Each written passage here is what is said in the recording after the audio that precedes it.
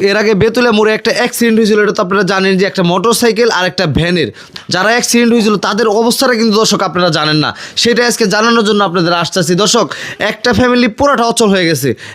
একটা ও যে ভ্যানের ভিতরে যে ভ্যানটা চালাচ্ছিল এবং কি ভ্যানের পিছনে তার স্ত্রীকে নিয়ে যাচ্ছিল, দুজন মানুষ একেবারে অচল, মানে এখন উনি একদম প্যারালাইসিস শেষ, মানে ওনার এখন হাত পাও কোনো কথাবার্তা বা আমি যে জায়গায় চিল্লাচিল্লি করতেছি উনি কিছুই শুনতেছে না, মানে এই অবস্থা হয়ে গেছে ওনার।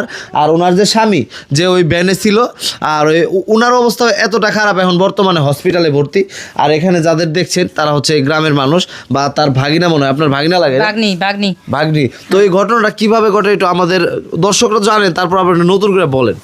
ওই একদিন হুন্ডার সাথে বেতুলা মোড়ে সবাই জানে যে অ্যাক্সিডেন্ট হয়ে গেছে। ওই ভ্যানে আমার ভাগ্নি ছিল, আমার ভাগ্নি জামাই ছিল। ওই যাওয়ার পথে হুন্ডা আইসা ভ্যানে লাগিয়ে দেয়, দুইটা সংসারে এখন অচল হয়ে গেছে একবারে 10-12 দিন আইসিতে ছিল মোটামুটি। এখন তো দর্শক যদি একটু মুখ পেলে তাকাইতো, একটু সাহায্য করতো, তাহলে এই পরিবারের একটু উপকার হইতো। আর প্রতিদিন তো টাকা খরচ হইতেছে, প্রতিদিন তো টাকা খরচ হইতেছে, প্রতিদিনই কমের পক্ষে।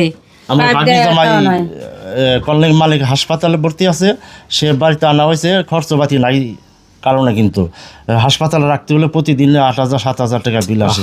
এই টাকাটা কেমনে দিবে? তা আমি সবাইকে বলবো, আবার হুন্ডা ভাইদের বলবো যে হুন্ডা দেখে চালিবেন। মুসরায় যেভাবে 100-র উপরে মনে হয় টান দিয়েছে, একটা ব্যান কিন্তু 2 খণ্ড হয়ে গেছে, একবারে 2 খণ্ড হয়ে গেছে, দুইটা পরিবার শেষ করে ফেলাইছে একটা হুন্ডার কারণে। এই জন্য আমি সবাইকে বলবো, ভাই লাগেন, চাচাই লাগেন, বা যত রাস্তাঘাটে চলাফেরা দেখে চলবেন। এই একটা হুন্ডার কারণে আজকে 2টা পরিবার শেষ, ধ্বংস হয়ে গেছে। তা আমি সবাইকে বলবো, কারো যদি দয়া হয় তা একটু দয়া করবেন, তাদের পাশে দাঁড়ানোর। আমি একটু দেখাই, দেখেন ওনার অবস্থাটা একটু দেখাই। এখন উনি এতটাই প্যারালাইসিস হয়ে গেছে, মানে একেবারে কিছুই মানে করতে পারে না, টয়লেট প্রস্রাব সব এখানেই। তাও উনি নিজেও জানে না উনি কখন প্রস্রাব করবে বা টয়লেট করবে, মানে এই অবস্থা। আপনার কি হয় কাকি, আপনার কি হয়? আপনার মেয়ে আনে, আপনি মেয়ে, এখন কি কম আপনার মেয়ের জন্য, আপনার মেয়ের জামাই তো একই অবস্থায়। নাতি নাতকুর আছে কয়জন? দুইজন না? এখন ওনারাও তো যদ্দূর পারতাছে করতেছে, সব বেঁচে কিনা শেষ। ভাই আপনার কি হয়? খালা হয় না, মানে গ্রাম প্রবেশের খালা আর কি, আপন খালা। আচ্ছা আচ্ছা। এখন ভাই কি কম আর দেখেন তো অবস্থা, এখন বলার কিছু না, আসলে একটি দুর্ঘটনা সারা জীবনের কান্না। যেহেতু ঘরে বাইরে 2জন লোক এই দুর্ঘটনায় আসক্ত হয়েছে, এখন যতদূর সম্ভব আপনারা আসছেন, আপনারা একটু সাহায্য করার চেষ্টা করবেন ইনশাল্লাহ। কারণ অনেকটাই মানে অতিরিক্ত খরচ হয়ে গেছে, এই পরিবারের পক্ষে সম্ভব হইতেছে না। বুঝতে পারছি, আপনারা একটু যদি সহযোগিতা করেন উপকার হয়।